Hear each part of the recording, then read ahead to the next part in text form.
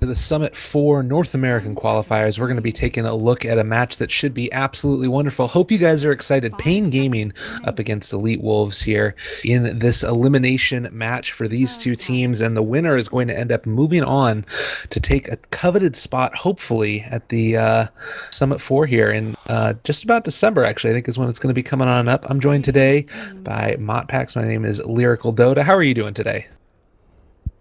Great, we got the Battle of South America coming up here, so pretty excited. I was just taking a look a little bit earlier, and I noticed they haven't played each other yet in the patch, paiN and the EWolves, so I'm not even sure they might not have played together since these specific rosters were even formed. So we got a good one here. Yeah, should be great. Already seeing the relatively normal bands come on out from the Doom as well as the Night Stalker and the Winter Wyvern. You know, you mentioned that they haven't played together in this patch. It is still seems like the teams that interact in the region know each other relatively well, so I have a feeling that they might know what could be coming. I will also mention I saw Smash play a Kunkka the other day that absolutely blew my mind. One of my favorite heroes to see in this game. Yeah, I think that was Leviathan, I believe. But yeah, that's we never get to see that poor guy, the Admiral, these days. So who knows? Maybe they'll whip that one out. I think it was against an Ember Spirit too. So maybe some tactics, kind of like the Disruptor, bringing him back when he tries to sneaky escapes. So. Yeah, definitely. Gyrocopter also going to be banned out here by EWolves, not wanting to see Dr. Robotnik floating around. Next up is the first pick for paiN Gaming. With the first one, they're actually going to be taking a Dazzle, a hero that is really great in terms of what he's able to bring to your team, but not always seen as a first pick. Kind of interesting. Maybe potentially going to be seeing a Tusk here. What do you think about the first pick Dazzle? Is that a little bit premature for you? Do you think that this is relatively warranted here? It's interesting because you kind of I think last patch you occasionally see teams pick up whatever core was best left first. So like in this situation, especially when you're the dire side, you probably would have grabbed Shadow Fiend here because A, he's a really good mid, and B, you don't want them to have Radiant Shadow Fiend. So maybe now coming into 6.85, like a lot of those heroes did get nerfed, some of the more powerful guys in 6.84. So you're just looking to open up with a solid support hero, something that's not going to give away really anything. I mean, he can do whatever he wants, and then you can kind of try and pick to counter what they're going to open up with, which looks like it'll be that Radiant Shadow Fiend and Queen of paiN. I think two of the top picks really this patch. So we'll see what paiN want to do here. Oh well, would you look at that? It'll just be the Brood. Oh God, taking it right away. I mean, this is really interesting. There's a lot to talk about. So first off, the first pick, Shadow Fiend, as you mentioned, Radiant side, just so great because of his ability to go on into the jungle and flash farm after you get a little bit of help from your supports. And with the Queen of paiN picked up as well, this means that either your safe lane or your off lane isn't really going to need any more help to be able to deal with whatever aggression ends up coming your way. At least you believe so. And then paiN come on out with the Broodmother, one of the most aggressive heroes at the early stages of the game. They do also ban on out after the fact the Axe not wanting to go up against him and the Anti-Mage coming out in the Darkseer. So a very tempo-based draft potentially out of EWolves. Do you feel like the Queen of paiN versus the Broodmother is a decent enough matchup for the Quap, or do we see her run in the offlane instead here?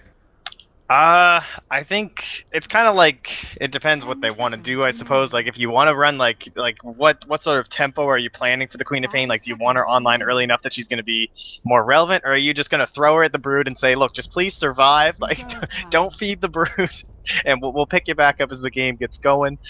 She's definitely, I mean, that's why she's still top in the pick ban, at least last time I checked, for this patch as well, simply because she can do anything. You throw her in the off lane, throw her in the mid, throw her in the safe lane if you get a decent guy in the mid lane too. So I really like that up against the Brood. Probably one of the better heroes to at least deal. Yeah, most definitely. We also do have, I mean, yeah, it's I feel like to a certain extent you can think about being able to shut down the Brood, but also just being able to not die is pretty relevant. And with the Dazzle already taken, your hero pool for not dying becomes less and less. So I think the Quap area and the safe lane can definitely deal. And if they want to make sure that she potentially comes on a little bit earlier, then you throw her in that off lane and give her maybe a better matchup. We'll see though. The TA is also going to be banned out, so trying to take away these mid heroes that can really tear tear apart your Shadow Fiend here. I mean, the Queen of Pain and the TA matchup, I think, aren't necessarily terrible for Shadow Fiend, but it's not as good as some of the other ones. This also leave the Wind Ranger in the pool as well. So wanting to get Smash off to a good start, and they also pick up the Lich here, a hero that can go in the off lane or just generally mess up the equilibrium of any lane he's in. Yeah, it kind of makes your off lane a little bit more open. Trying, if it was like the Lich Doom, makes him pretty strong up in the off lane.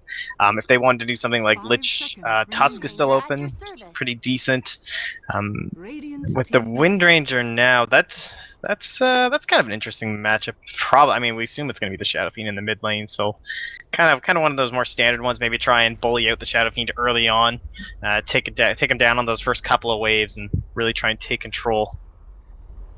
Yeah, I think that definitely we could end up seeing that, and it's two heroes that really want to push on out the creep wave immediately. The power shot obviously being able to do that for the Wind Ranger, and I always think that for Wind Ranger, the thing that you want to think about is being able to push out the wave with the power shot, and then afterwards, as soon as if it's a ganking hero, you leave the lane, you're able to just go on up onto high ground and focus fire down the tower, usually get it down to half HP or more, depending upon how long that mid laner has gone. With the Shadow Fiend moving into the jungle to take stacks, there's definitely that opportunity. So I think that potentially out of EWolves, what you might see is another hero picked up now that can push out the creep wave as the Shadow Fiend goes to take the stacks. Maybe it could be really be anything at this point in time, but certainly need to be careful about getting that tower going quickly. And Tidehunter. Wow. Right. I mean, he's often cited. Like they banned the Axe and they banned the Darkseer. So really, in terms of the classic Brood dealers, it'll be the Tidehunter. So he'll be going up against the Brood in lane. At least that's what they're going to be hoping for. Points into the Kraken Shell, of course, making it so the spiders can't harass you down that much. And then I was actually going to think of a support hero that you would want to bring into the mid lane around the 5 or 6, 7 minute mark, because while Shadow Fiend's doing stacks, you want someone in the mid lane who's like soaking up if some of the waves are going to reach. Like we see with an Earthshaker all the time, as a way for him to catch up after babysitting the SF. But that also could end up being a little bit of recovery, possibly for the Tidehunter if he ends up having a rough time against the Brood. I don't know. I wonder if he'll go for like the spiderless Brood. We've seen that a couple of times, like against Axes. I'm not sure how. I believe it's going to be Tavo. I don't think he's ever played a Brood. I've never seen a Tavo Brood. I've seen a lot of his other offlane heroes, but I guess we'll see. Yeah, definitely.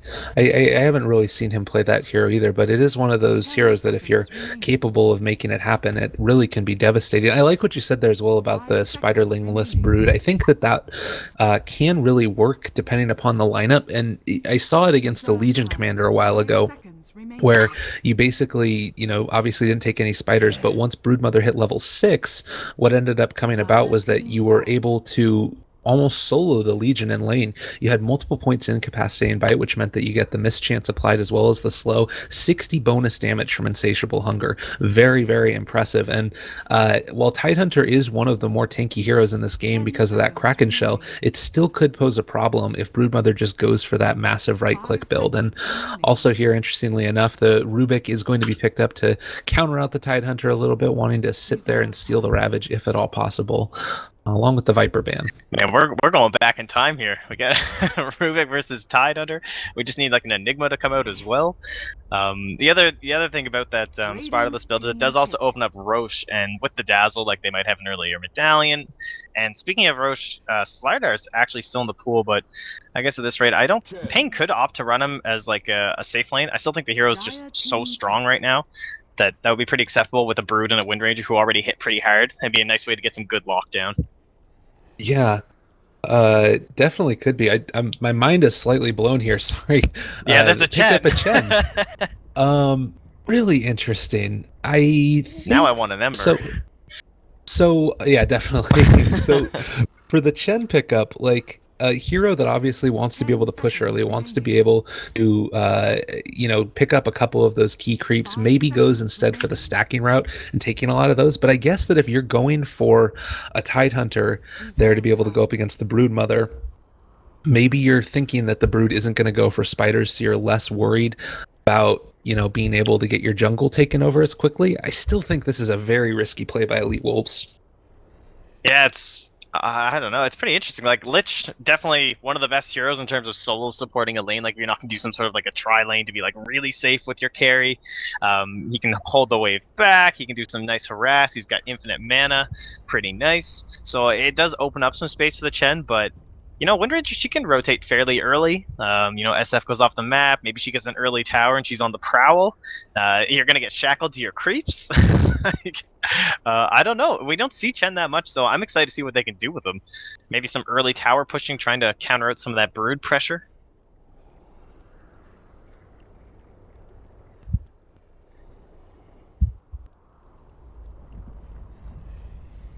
Does kind of cause a problem though, and I think you mentioned it, the shackle coming out from the Windranger as well. All of these things sort of seem to not really augment themselves perfectly well, but obviously Elite Wolves do have a plan, a very competent team, and they have something that we probably haven't thought about at this point in time. Also, it does mean that their sort of ability to sustain is significantly higher when you end up getting that Hand of God up, and a lot of team fight ultis here. You got Requiem of Souls, you've got the Sonic Wave, you've got Lich's Chain Frost, Ravage, of course, and then Hand of God to keep you alive throughout all of it. Spec is going to be the last hero picked on up, and certainly going to be hoping to I just don't know. The Brood's going to be able to make enough space, but now if you've got the Chen trying to push down towers, it does apply a little bit more pressure. So a very wonky draft. I'm curious to see what the result's going to be. Yeah, I like. Windranger, she has a pretty strong mid game, assuming she has like any sort of a decent time in the mid.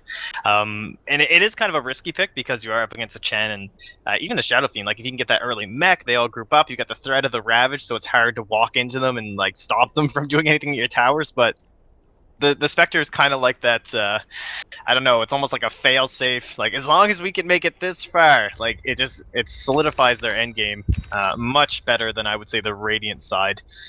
But I guess it's time for us to find out. Yeah, absolutely. We'll do a quick little introduction. I'll take the Elite Wolves side. Van is going to be playing that Tidehunter down in the bot lane. We do also have Masoku is going to be playing the Chen. Shadow Fiend going off to the mid lane is going to be Smash. Off to the side, M God going to be playing the Lich. And last but not least, Bayek is going to be on that Queen of paiN. And speaking of our Queen of paiN, looks like, let's see, 40R. We'll spot him out there. So 40 are going to be on that Windranger, spotting out the little bit of action. Oh, but she still has a ward, so they might not suspect it since she was still holding the Observer, actually. But anyway, ACC going to be on the Rubik. Cat, I guess, is going to be on the Dazzle. Tagged up as 1 week. I should have looked up all their names that they're not using. And then Tavo, of course, on the Broodmother. Absolutely no problem. Everybody throws around random little names in these types of games, and it's just one of those things that ends up happening. But as you mentioned, didn't end up suspecting that this ward was going to block, so the Queen of paiN is going to have vision up in the top lane while simultaneously being able to block the pull camp. Should ensure herself at least getting a couple of levels here. Well, moving down to the bot, looks like they want to try and contest this bottom rune here, and Ranger just going to run right up. Tidehunter is there. He's not really afraid, but hasn't leveled up anything, so no Kraken Shell quite yet. Does eat the tree with the Tango. The lift on up. He's going to be brought on back now. Might need to skill something. The Windranger gets the bounty rune, while the Queen of paiN gets the top one, and he's taking a lot of harassment here. He might end up actually falling. First blood ends up going the way of the Spectre, and not what you want to have happen. They're also going to be able to avoid this Tidehunter as Tavo goes up to the top lane, and we're actually probably going to see him move on up here now. Yeah, he is going to rotate. Yeah, that was pretty much the ideal scenario for paiN there. Would be try and get what one can only assume will be a relic as soon as possible, depending on how the game plays out. And yeah, we're gonna have the little merry-go-rounds on the lanes here. Certainly, it seems like that's something that has happened more and more often recently with the changes to how TP scrolls work, that you're able to rotate those lanes a little bit more effectively, and it's not as much of a problem to make that rotation, particularly for the supports. You know, you're able to actually do it. So Smash doling out a lot of harassment to this Windranger already at the start. Going to have to pop through her first salve, and Smash not really taking a ton of damage, isn't going to have to deal with it too much yet. Tavo has just gone for the 1 point in the spin web, still saving the other one, so not wanting to create those spiders quite yet, lest they end up getting killed. And looks like Chen also has been able to pick on up one of the little Wildwing Rippers in Tornado Time. Yeah, it's already got that double stack going, so yeah, quickly getting up to around level 3 probably if he takes down one other camp. And in terms of this bottom lane, like rotating in there, that could go pretty well actually. Like points in the Shadow Strike as well as the slow from your Lich. I could definitely see them picking off someone like the Rubik. If they can get there relatively early while the Dazzle's still pretty low on like the Grave and the points into the heal. Well, now as we're talking about that though, it's always a dangerous lane when you've got these Mr. Rubik there to be able to right click you down. Spectre also does have that 1 point in Desolate, so the 20 pure damage going to be able to let a little bit of extra harassment. I also think though that you do have to sort of keep in mind that he does have the boots up as well on the Rubik. So I think that is the target that you have to go on. It's a little bit too tough to take down that Dazzle just based off of the natural healing and everything else that goes on. But hopefully they're able to find those kills for their sakes now as Queen of paiN continuing to just try and sustain in here against the constant pressure as they push on out the wave. And we do have spiders. It's not she's not gonna be load up there. She has not thrown away her poor babies. But the other thing you can do is you can just send them to the jungle. And they did block off the small camp. I'm not sure if that was probably because they were suspecting it was going to be a tri lane up here, but Tavo can still send those spiders in once they're a couple levels higher and farm that same time. We have a little bit of harass down at the bottom lane. That is one long tornado. Yeah, that's ridiculous. They are going to be able to just keep on taking a little bit of harassment from that one. It's just great. Like it's a spell that really helps out in terms of your ability to sustain a little bit of harassment when you wouldn't otherwise be able to get it. It does mean you're not going to be able to use it for CSing as much, but it's like with the smoke up, they want to try and actually take a kill here, or at least make some type of initiation. Queen of paiN gets brought back. Scream onto 3.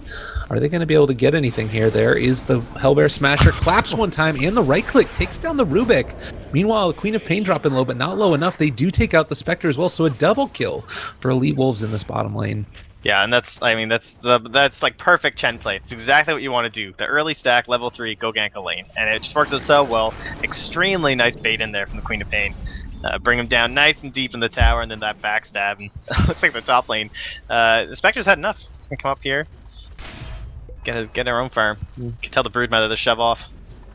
Yeah, absolutely. She really does need to make sure that she gets it. But level 2 up against the level 5 Tidehunter, no points in Gush, but still, that Anchor Smash is just devastating every single right click against this melee carry here. And you do have a Salve on up, but you don't want to have to use that. Like, as soon as he gets level 6, there's a chance that he gets... I mean, he's going to have mana boots back up. Oh, he had to use the Mango right there to try and go for another Anchor Smash, but wasn't able to hit it. At least he'll have his arcanes up and probably spam out this Spectre, but the sports are coming, so... A little bit safer with those guys coming on in. Dazzle also has his boots, not quite brought out to him on the courier quite yet. But as you mentioned, spam time. Sir Spam a lot. There's the rotation on in. The Queen of paiN is here to be able to deal a little bit of damage, but the Rubik is now actually going to be able to fall. I do believe one more right click along with the Anchor Smash is going to kill him as he tries to TP away. So the early aggression coming out from EWolves, and now the Tidehunter is going to end up rotating down to the bottom lane, just playing catch up right now with Tavo, who's getting marked everywhere that he goes.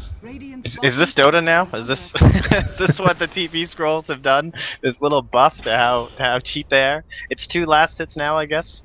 Is that worth getting the perfect lane? I assume so. They'll secure you more last hits in the end.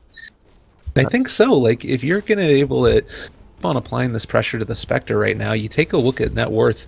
She's 4th, so not terrible, but considering how much the Tidehunter's been able to get, as is the Chen, they haven't contested this jungle at all. This is a free farming Chen, level 4, and is going to be able to hit level 5 pretty soon, which means another creep going to be back up. So they're going to be able to start to push. They've got the auras that they need already, the extra little toughness aura coming out from the Wildwing Ripper, and I can imagine that once you end up getting this mech up on Shadow Fiend, which is what I'm assuming we're going to be seeing, they're going to be grouping up to take down some towers. Yeah, it definitely looks that way. Like, just go Aquila mech and group up and let's go, everybody. It'll be a real party. And what sort of a deep push will they have available? They're going to have the power shot and pretty much just Brood doing her thing in the other lane, I suppose. They'll just go wherever the rest of the team is. That means they're going to have to fight 4v5 into a really scary lineup. Especially with Lich, like he's gonna get those nice and early experience points from the sacrifices. Oh, I'm actually gonna go up there on our Spectre player, but Dazzle's nearby, so should be okay. Yeah, should be fine. They might actually even be able to turn this one back around. No, I don't think they have enough damage. Even with Rubik here, it's a little bit too much to ask.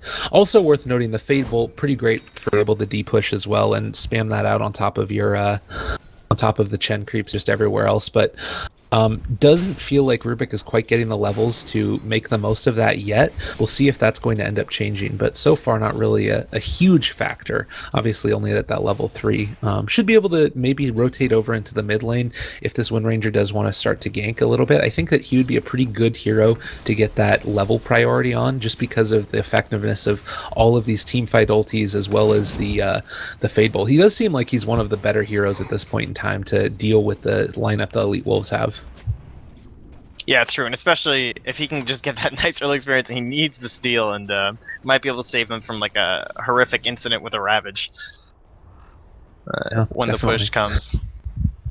That does, I mean, those spells, the Sonic Wave, the Requiem coming out as well, Ravage all on top of it, the fact that you're going to have not only, as I'm talking about this, Rubik actually is going to fall a little bit low. Dazzle's still in the area, doesn't necessarily want to have to throw out Grave if it's not necessary. He is going to be Graved in the end. There's the lift up just to keep a little bit of aggression off, but Rubik looks to be okay, I think. I don't think this tick kills him. Yeah, he's fine. But like I was mentioning there, if you do end up having both the mech as well as the Chen heal, it's just a massive amount of sustain that you've gotten lane. And actually, now that I'm thinking about it, considering how much farm Chen has gotten, maybe we see him pick up the mechanism instead and have Smash go for just more damage items. Yeah, definitely possible. I think they would probably be deciding depending on the actual amount of farm. It looks like he's going to pick up the buckler now, yeah. So, but yeah, you're right. It definitely could have went that way. Kind of like when you have like Darkseer SF, you'll often see the same idea, even if you're going pushing strats. So, maybe I don't know. It's not really a pipe game either. I'm not sure what the channel go for. Maybe just a Vlad's or something. Help everybody out. Straight Aghanims, man. It's actually pretty I know, good. it actually is like a completely legitimate option at this point. Yeah, I think that it would be pretty good, especially just because of the cooldown that you get on the Hand of God and being able to make sure that that's up for each one of these engagements, because they're not going to have all of their spells up all the time. Queen of Pain is going to be on that relatively long cooldown, 135 seconds. Ravage as well, obviously, the 150 seconds at all levels. But if you're able to maybe get up the Aghanim Scepter on the Queen of Pain and the Chen, you're going to be in a really good spot. And also Tidehunter now getting his Blink Dagger. It just feels like right now Elite Wolves have all of the means that they need to really press the advantage that they've been able to build so far. You take a look at team net worth right now, shooting up towards 4K. EXP as well, sitting at the same mark, and that's only with 3 kills. Yeah, this is like a complete disaster now that he has that early Blink Dagger. When you look up all like the records and stuff for all these heroes, like Axe or Tidehunter, every single time there's a Brood on the other team. But this is crazy. I mean, 73 CS, it's not even 10 minutes yet. He's got Arcane's Blink, he's basically got a magic, actually he does, he's got a magic wand done now too. Like, I don't know, these outer towers are going to be dropping like flies momentarily. Yeah, definitely. We do have the Dazzle and the Spectre just trying to sort of do whatever they can to remain relevant. The early earn out of the Spec, I'll hold that thought, as we do end up getting another initiation on top of the Dazzle. Maybe one more right click could be enough. He is going to TP away, and the Grave isn't going to break out. Meanwhile, Wind Ranger ends up getting the pin down on top, but there's the Chen heal coming out, and all of a sudden Wind Ranger ends up cutting out as well. She is going to fall, I do believe, with one last scream from the Queen of Pain, and this isn't even a 5-man push right now. This is a 2-person push, and they are making it work. The Lich even gets sent home. Like, that's just, what a hero. Send him on home, Chen. Look, tomorrow, first pick, first ban. Chen's back, guys. Congratulations. Well, the thing I find so interesting about it too is that I felt like Enchantress was really the hero that was coming into.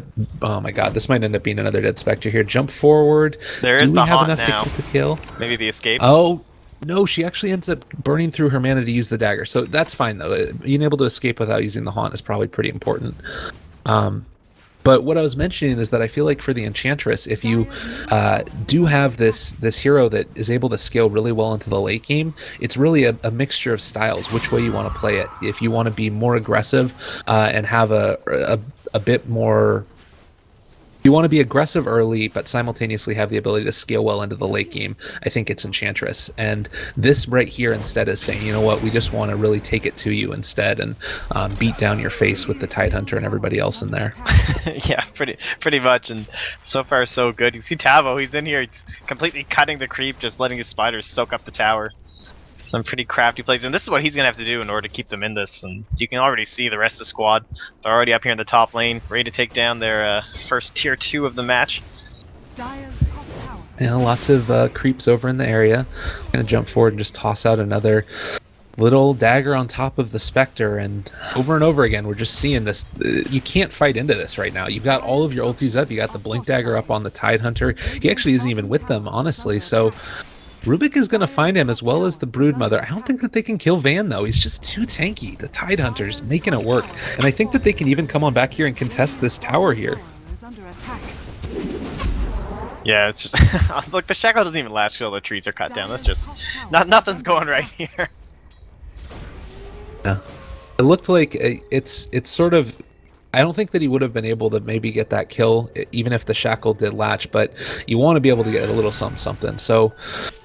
going to be able to dodge the stomp coming out from the Centaur as well. Always good to see that with some Broodmothers, but normally what you see, they're being able to opponent's jungle, and instead now we're seeing the Chen take over the other jungle, and oh my god, Dazzle just got solo killed. Rubik is going to be able to pick up a kill on the Queen of Pain, but up top, oh my god, these creeps are too strong. Yeah, in the mid it was just it was Shackle into the lift with the Rubik, so he'll get a nice chunk of experience and close up to the 6. Actually has his arcanes now if he wants to grab them. But the train rolls on. Smash, mech ready and available.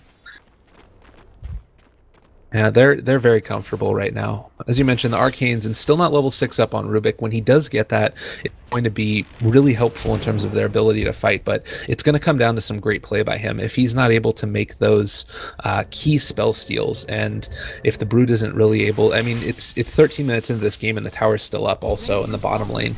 The spiders might be rectifying that right now, you but just cast or curse that tower. Does look like the Dazzle might be dropping low. We do have a Ravage up in a second if they want to use it. The Shackle is still pretty good. Chain Frost going to be able to deal a little bit more damage there, and I believe did interrupt that TP as well from the Dazzle. So unfortunate, but another kill going the way of EWolves, and Chen is just making it work. Yeah, and Tavo still, he did get the tower. He's back here. He's got his Midas. I don't know if...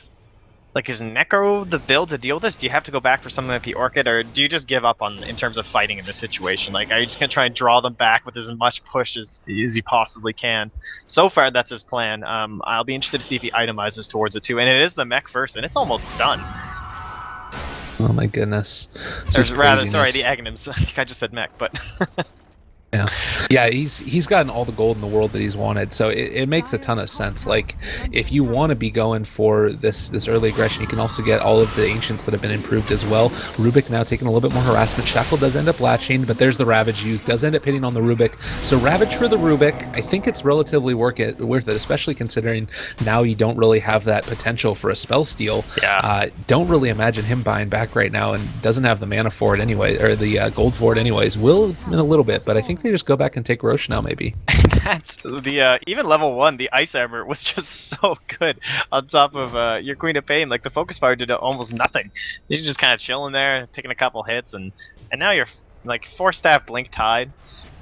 He's just so mobile. It's gonna be able to get off these perfect ravages, and I mean, as you said, the tools are there. Like, if you can get the 6 up, the spell steal, you've got Requiem, you got Ravage, you got Hand of God.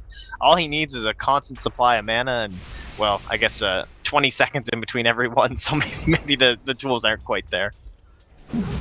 Yeah, we'll see how it goes. It's definitely going to be a little bit difficult, but we do have the smoke up. It's pretty obvious what it is that they're going for at this point, so that could be the one little downfall of their combo, and they're not taking Roche particularly fast.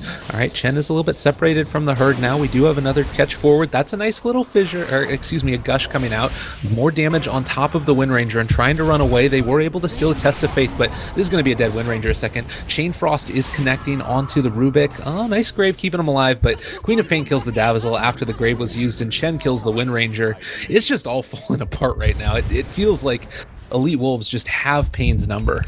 Yeah, we're closing in 16 minutes, almost. We're almost up to a 10k advantage in terms of total net worth. Top tower is under attack. And I don't know, there's just, like, you have the Spectre, but she's just, you know, she's a Spectre. She's pretty poor. You need a really solid and stable lane and able to, you know, get up to a relatively early Radiance.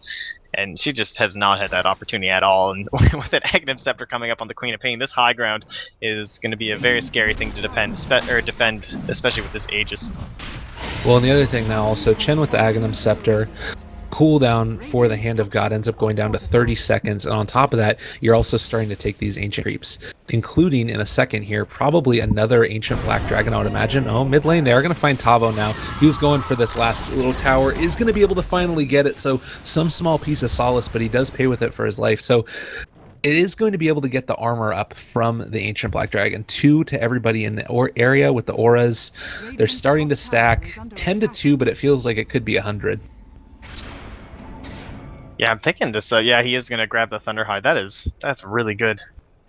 Let's get that attack speed bonus. I mean, they got all those nice little buffs in 6.85. The ancients, they're so stacked these days. Yeah, they're very great for being able to do it. Like, obviously, when the first change ended up coming out, I think that was in 6.82, if I'm not mistaken. Somewhere around there. It was a little bit underwhelming. The changes to the Aghanim Scepter, just because the ancient creeps weren't actually that great. But now they've been continuing to get buffed. Still want to get that Granite Golem if you can to get the bonus HP, but this is where maybe your high ground defense is going to be able to save you here. You do end up taking out one of those little creeps of the Chens, and now going to toss on out a little tornado on top of them. But how do you run on into this? Smash is sitting up here. He does have the Aegis on up. You've got Ravage up again if you need it as well. Sonic Wave. Normally, this is the point where, as a team defending high ground, you feel comfortable in your base defense because you're going to be able to have a little bit more team fight potential, but they don't have it right now. Even a Haunt, it's going to be super ineffectual. Oh god, Ravage ends up getting expended. Sonic Wave on top of 2 there, just obliterated instantly. Rubik and the Wind Ranger do end up falling, and looks like Dazzle is just going to have to look back in dismay as the rest of his team is getting torn apart here. I don't think that they stop. They're just going to go straight on up for the tier 3 top, and a really well executed draft here by EWolves. Yeah, there's really not much more to say than that. Like, they picked their lanes, they got the lanes to work, they rotated. The Queen of paiN moved around a lot, not only just for like jumping the lanes, but even just early ganks, because not being in the mid lane and having relatively little pressure bottom with the Lich, like, oh well, looks like Dazzle's gonna go down, but she only had to take 1 point in the Shadow Strike, which meant earlier levels into the Scream of paiN, and nice Chain Frost steal though, and he gets aggressively force-stabbed. I think he might make it back to the well alive. By the way, she kind of helped them roll on, and the whole time your Chen and Shadowkeep were just farming up with these tank items. Yeah, Wind Ranger does actually kill off the Lich finally. A nice little power shot there, but I think I would take a Lich for 2 barracks, or 4 barracks rather, any day of the week. Shooting up towards the 20k net worth lead. More net worth lead than minutes in the game currently, and that says about all that you need to know about this game. Just the Chen strat, able to come out and be in full effect, and I think that a large reason for this was the early rotations that we saw, making sure that Tidehunter was always in that Broodmother's lane. He got himself the quick Blink Dagger, got himself the quick levels, and then when the Spectre tried to rotate up top, she wasn't even able to farm against the Tide because he was able to consistently be able to bully her out of lane with the Anchor Smash. So all in all, it's just hasn't felt like paiN's been able to accomplish what they've wanted to accomplish with this Brood pick, and just sort of the whole team synergy a little bit. Not necessarily coming down to one player, but I think that the draft was really good out of EWolves. Yeah, and especially because if you look at these drafts, like, just on paper, you definitely have to say, like, okay, well, the Darius draft is way more meta. Like, these heroes all get picked regularly and competitive, whereas, you know, you've only got, like, 3 of the 5 on the Radiant, this Chen and the Tidehunter, and it's good to see teams taking these heroes that are underpicked and underused and kind of, I mean, just slamming down a game with them. Like, this was just domination at the hands of a Chen and a Tidehunter. Like, they probably carried the majority of the weight in this one, and he's actually almost got a refresher. Does he even have the mana for this? Jeez. Oh yeah, he does too. Oh man, this will be good. Yeah, that's devastating. They're exactly where they want to be. I mean, the Force Staff there as well as the Arcane Boots. He can just, you know, arcane up between it, and that's he's only had to use 2 Ravages this whole game so The other thing to keep in mind here, and this is something that I think is worth noting, you do have this situation where 6.85 is a month old today. While we have seen a lot of the meta expand and it's been involving a lot of things, there have been new movements across all of the metas. I was casting Chinese Dota last night, and we saw a mixture of an offlane Morphlane with an Alchemist. We do end up getting a kill down their bot. They end up picking off the Queen of paiN, and the offlane Morphlane with the Alchemist was able to just completely tear apart the enemy team. It was Vici Gaming against CDEC, and it was something new that I hadn't seen before. It's really cool to see teams experimenting and actually finding stuff that works. As the Queen of paiN buys back, maybe going to be able to make something happen here. We do have another Ravage. Haunt falls as well. Chainfrost still stolen. That's going to be able to connect onto several, but a lot of these are ancient creeps and so many around that it's going to be somewhat ineffectual. Still, the hand of God, the mechanism, everybody's back to full HP. There is the Ravage, as well as a second one soon to follow. Where's your mana? The Arcane Boots, he ends up getting it. Nicely done there. That's going to kill off the Wind Ranger, as well as the Dazzle by the Lich, and Brood getting the chase down as well. GG, well played, ends up getting called by paiN Gaming as EWolves just roll over them. Yeah, that one, they just, got it going, didn't let up, and it's funny you mentioned about the Alch and the Morphling, because it wasn't, we had 6.4 came out in late April, and then it wasn't until July that Leshrac was first pick, first ban. And then there were a couple minor tweaks in the patch with like Glimmer Cape and stuff, but those were all done by like the 20th of May.